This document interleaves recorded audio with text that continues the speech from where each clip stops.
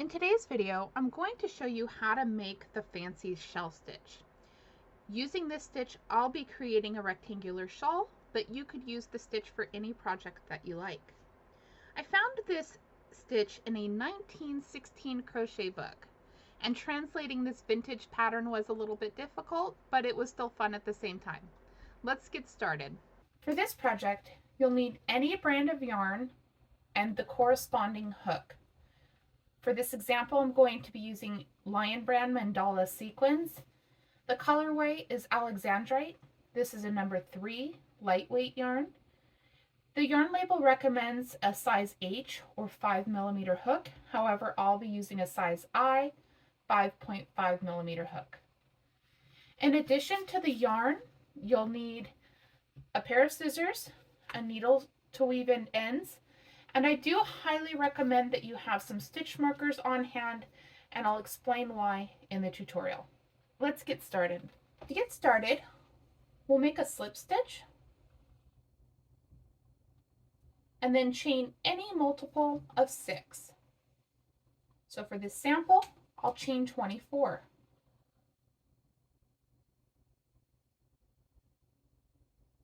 1, 22, 23, 24.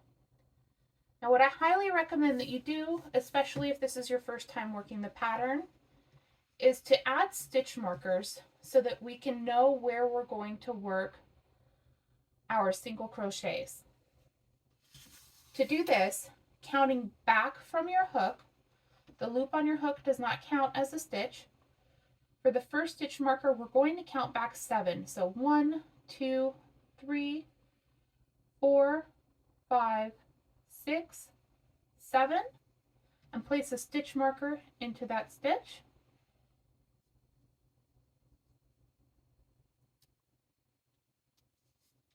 And then from there, we'll place them every 6 down the line. So not counting the stitch that this marker is already in, we'll count 1, 2, 3, 4, 5, 6, and place another stitch marker, and so on down the line. 2, 3, 4, 5, 6. And then, do we have enough here? 1, 2, 3, 4, 5. And once you get to the end, if you don't have enough to place the last stitch marker, don't worry about it. That one's going to be a lot easier to work into. So we have our stitch markers, and in just a moment, I'll show you why we wanted those. Let's start with row 1. For row 1, we're going to work 5 double crochets into the 4th stitch of the chain. So again, the loop on the hook does not count. We'll count back 4. 1, 2, 3, 4. So this is the chain that we're working into. And we can see there's 2 chains here between the stitch we're going to work into and our stitch marker. What you're going to see once we finish this 5 double crochet cluster is that this chain here will seem to disappear. So let me show you how to do this. You'll go 1, 2, 3, and then work your 5 double crochets into that 4th chain. So 1, 2, 3, 4,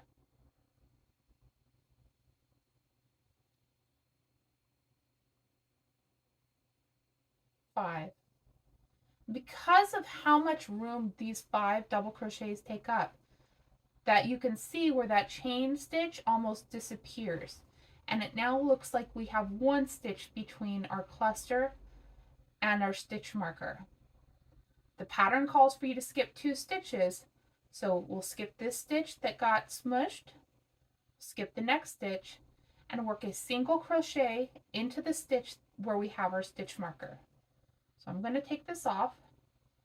Now, if you're an experienced crocheter or you feel like you could get the hang of which stitch to go into, you don't have to have the stitch markers, but I do encourage it, especially if you're a beginner attempting this pattern. This is only the case for the first row. After the first row, everything becomes really easy. So again, skip 1, 2, and single crochet into the next. Then we'll chain 3, skip 2, and work 5 double crochets into the next.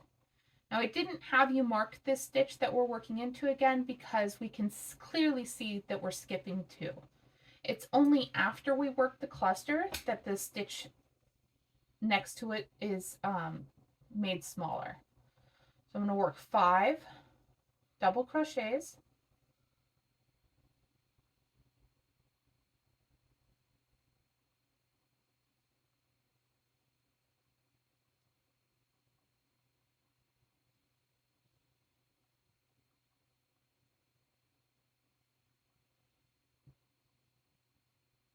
skip 2, and again we're skipping this stitch, this little stitch, and the next stitch, and single crochet into the next. So 5 double crochets, skip 2, single crochet into the next.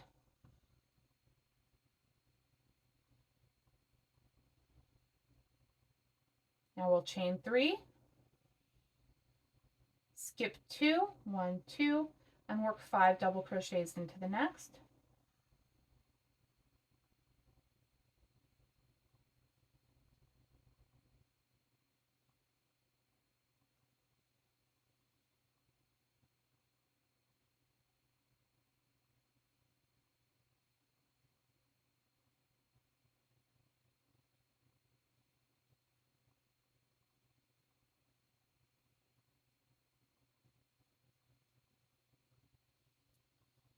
Skip 2,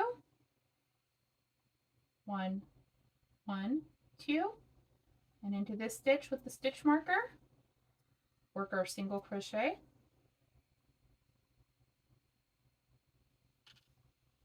So skip 1, 2, work our single crochet.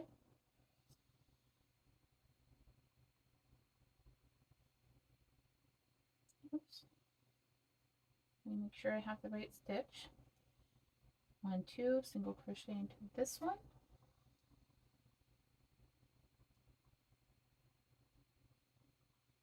Now we're going to chain 3, skip 2, skip 1, 2, 5 double crochets into the next.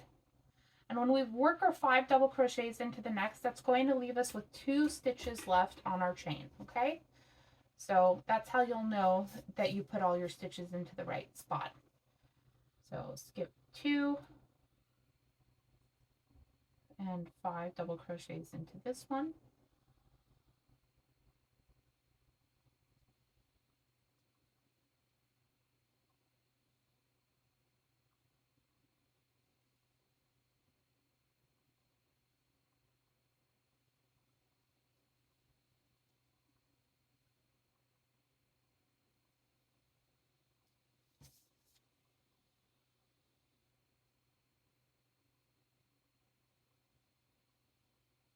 And now that we've reached the end, what we're going to do is simply single crochet into the last stitch.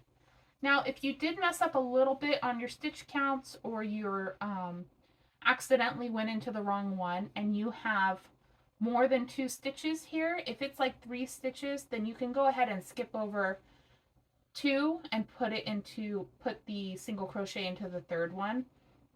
That's not a big deal. And if you didn't have this one here, if you only had 1 instead of 2, you could still work your single crochet into the last stitch, but you might have to slide your stitch over to be able to find it to get into that. So that's just something to be aware of. It's not going to show too much in the pattern, and this is the only part of the pattern where it can be kind of difficult with the stitch counts, but we always want to end with our foundation row with 5 double crochets and then a single crochet. I'm going to go ahead and work my single crochet. And this is how we're looking at the end of row 1.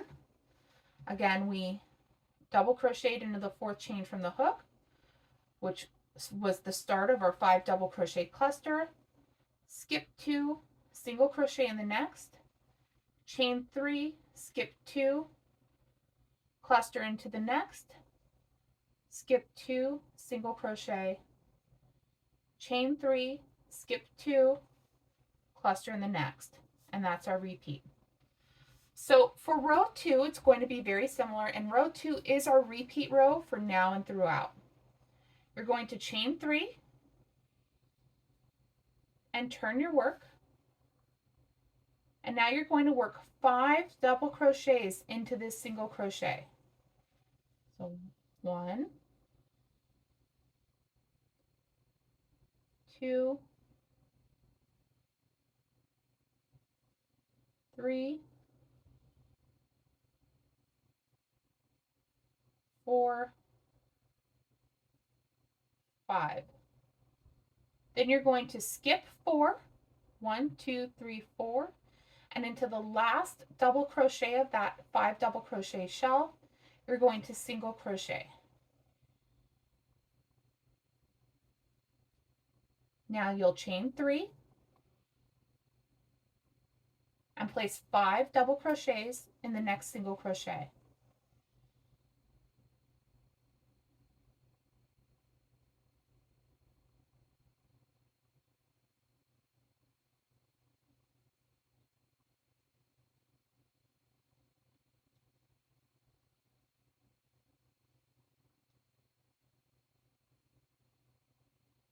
Skip 4, place a single crochet into the last double crochet of the shell,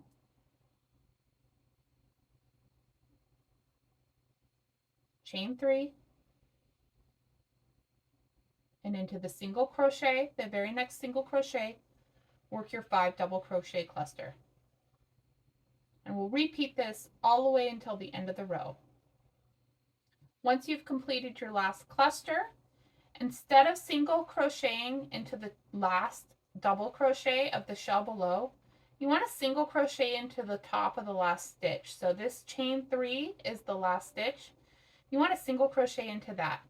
Now if you have trouble getting into the top of the chain, what you can do is just single crochet into that space, and that'll work out just fine as well.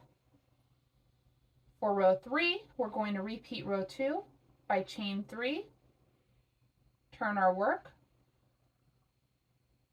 and working 5 double crochet into this single crochet. And we'll continue on with the same pattern as the row below, placing a single crochet into the last stitch of the next shell, chain 3, and working 5 double crochets into the next single crochet. So I'm going to continue to work up this row, and then I'll work up one additional row, and I'll meet you back once I have 4 rows so that you can see how this pattern is looking. So this is how my gauge swatch is looking after 4 rows. And you can start to see the textured shell forming in this swatch. Because of the way that we're joining the shells, it kind of puffs one out, one sinks in, one puffs out, and one sinks in. And then in between each set of 2 shells, we have this nice little lacy feature.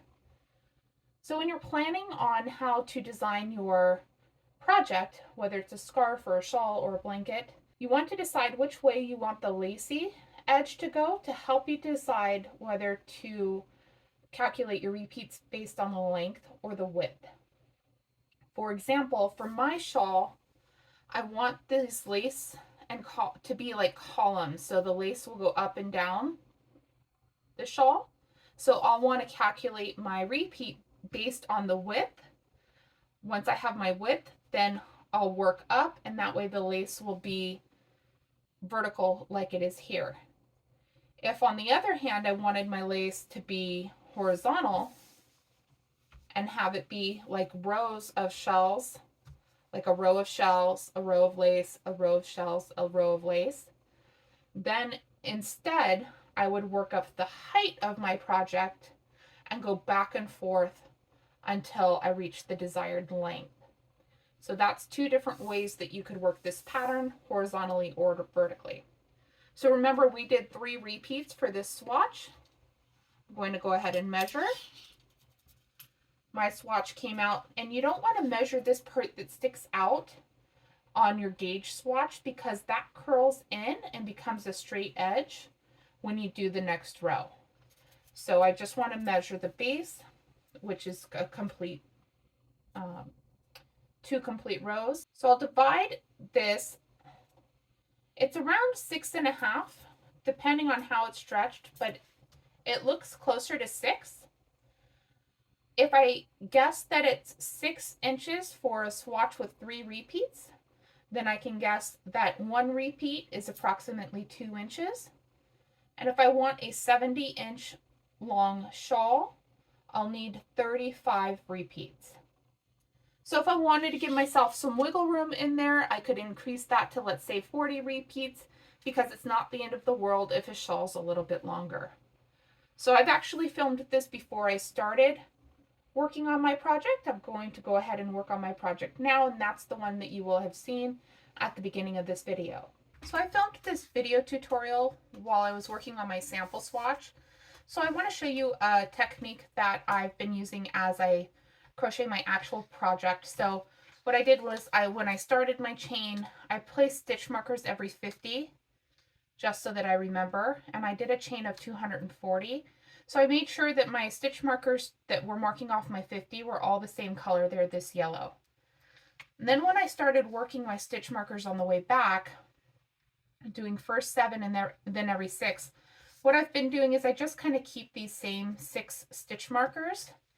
And as I work, I made sure to put the stitch marker in the bottom loop of that chain. So I don't know if you can see that, but there's a top loop and a bottom loop, and I put it in each case in the bottom loop, and that's actually been working out really nice for me. Let me show you why. So next up is to work 5 double crochets. Let me do that really quick. So skip 2, work 5 double crochets.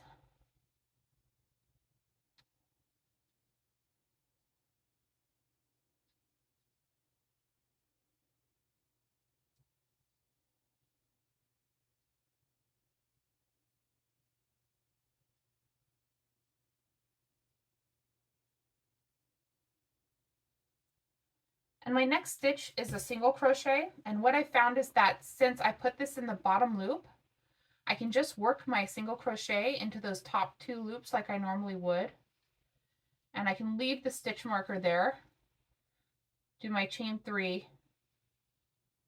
and then continue on.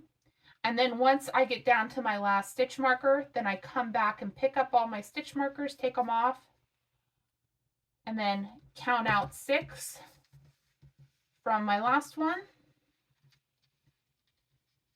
If I can get this to turn over right. So that's at the bottom loop. So count out 1, 2, 3, 4, 5, 6, and place it in the bottom loop.